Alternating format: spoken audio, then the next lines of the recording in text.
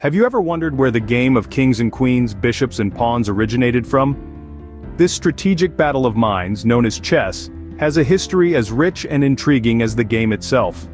Our journey begins roughly around the 6th century during the reign of the Gupta Empire in northern India. Here, a game known as Chaturanga was born. This was no ordinary game but a complex 4-player war strategy game which is widely considered the earliest form of chess.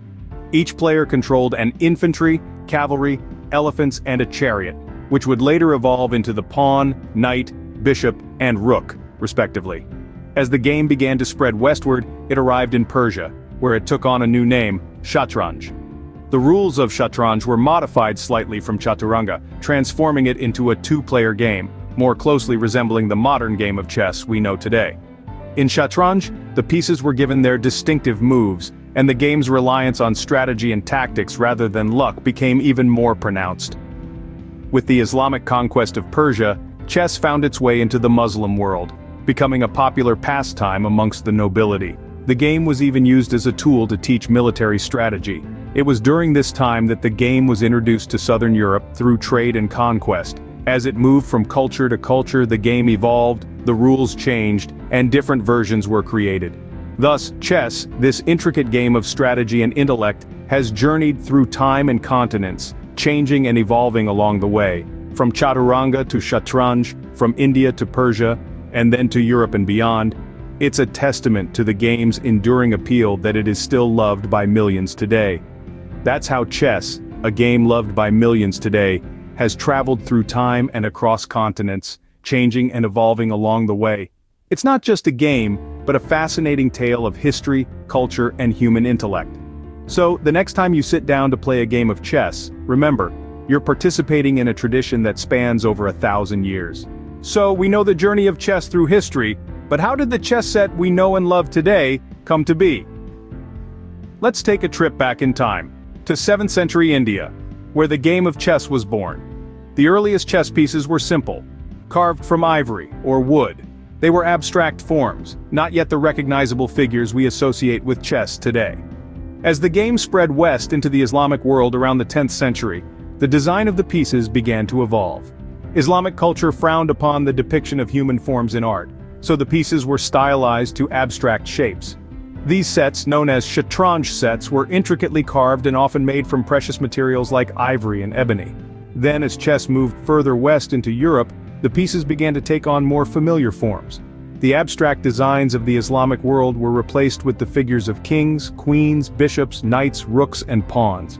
These pieces were often ornately carved and decorated, reflecting the craftsmanship of the time. But it wasn't until the mid-19th century that the chess set as we know it today was born.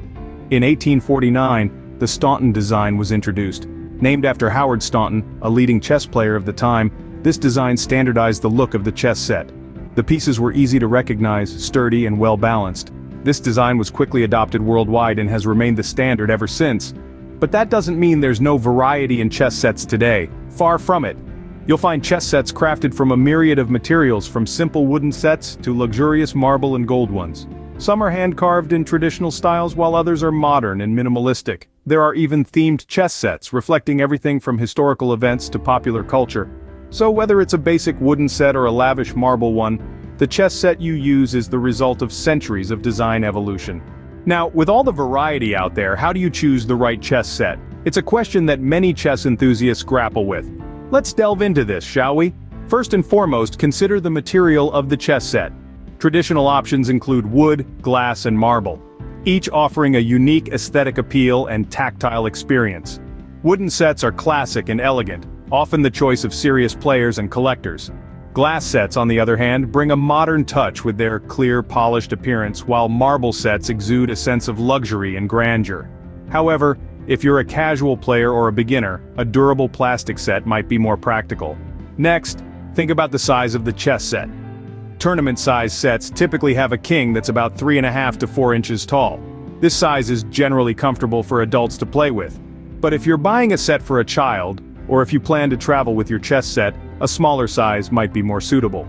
The design of the chess set is another important factor. Traditional Staunton design is universally recognized and appreciated for its functionality and elegance. but there's a world of creative designs out there, from abstract and modern to themed sets inspired by famous movies or historical events. The choice here primarily depends on your personal taste.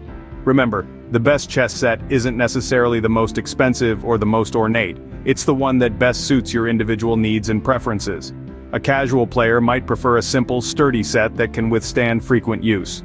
A collector, on the other hand, might be more interested in the intricacies of design, the craftsmanship, and the material's quality. So, the right chess set for you is one that fits your style, needs, and love for this timeless game. Whether you're just starting your journey into the world of chess or have been playing for years, there's a perfect chess set out there just waiting for you to make your move.